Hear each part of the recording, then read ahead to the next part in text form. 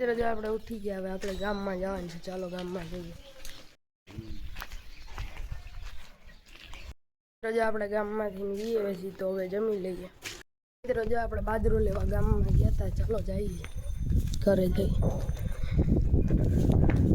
જોકે મિત્રો જો આપણે ગામમાંથી બાજરો લઈને તો વીએ હતા, પછી આપણે ટાઈ સારવાનું કામ આવતું હતું તો ટાઈ સારી હતી ઘણી. તો હવે આપણે કન્ટિન્યુ જો બ્લોગમાં.